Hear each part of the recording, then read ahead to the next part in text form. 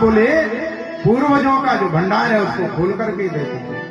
और जैसे ही वहां खोला तो एक मुकुट दिख गया। बोले वो मुकुट भीमसेन ने जरासंध का वध करके बोले लाए।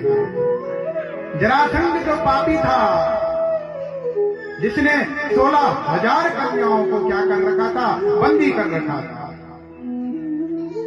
महाराज जैसे ही आज महाराज परीक्षित ने वो मुकुट अपने सर पे रखा, कलयुग तुरंत उस मुकुट में विराजमान हो गया। और जैसे ही वहां विराजमान हुआ ना मेरी माताओं, महाराज राजा की बुद्धि वहीं से महाराज भ्रमित हो गई। जो राजा राज्य का पालन करता था, वो राजा आज बोले जंगल में आखेट करने के लिए जा रहा है। राखेट करते करते करते महाराज प्यास से पीड़ित होकर के बोले आगे मार्ग में एक ऋषि समीत का क्या है, बोले आश्रम में, उस आश्रम में चले गया। ऋषि तप कर रहे थे।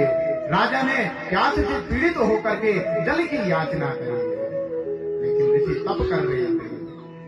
राजा को क्रोध आएगा, तुरंत अपने धनुष के बाण से बोले नोक से एक मरे हुए सर्प को निकाला और उन ऋषि के गले में ढाल दिया। और वहां से बोले अपने राज्य वापस आ गए। लेकिन इधर जैसे ही राजा ने उस मुकुट को उतारा, और राजा को बड़ा पश्चाताप होता है, राम राम मैंने ये क्या कर दिया। सोच ही रहे थे कि उधर समीक ऋषि के जो पुत्र हैं श्रृंगी ऋषि, बोले उनको जैसे ही पता चला कि मेरे पिता के गले में महाराज परीक्षित ने मरा हुआ सर्प डाला, तुरंत महाराज कौशिकी नदी का जल अपने हाथ में निकाला और श्राप दे दिया। इति लंघित मर्यादम तक्षकम सप्तमे हरि।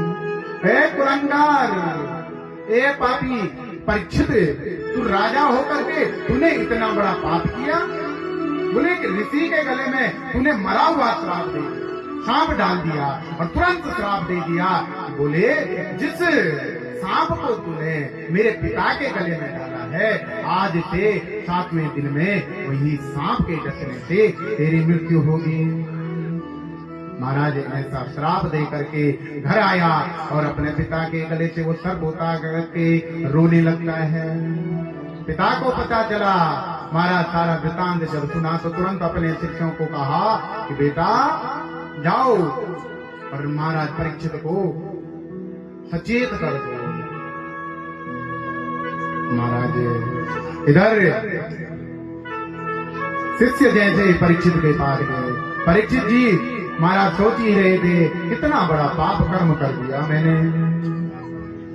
और जैसे ही पता चला कि 7 दिन में कक्षक के दसने से मृत्यु होगी, तुरंत अपना राजपाट सब अपने बेटे जन्मेजय को दे करके कुछ साथ में नहीं लाए, धनुष बाण वहीं छोड़ दिया और तुरंत वहां से बन गई। और अब ध्यान देना, हम थोड़ा सा भी यात्रा पर अगर जाते हैं, तुम्हारा पूरा बैग कपड़ों से भर करके, फ्रूट से भर करके ले जाते हैं।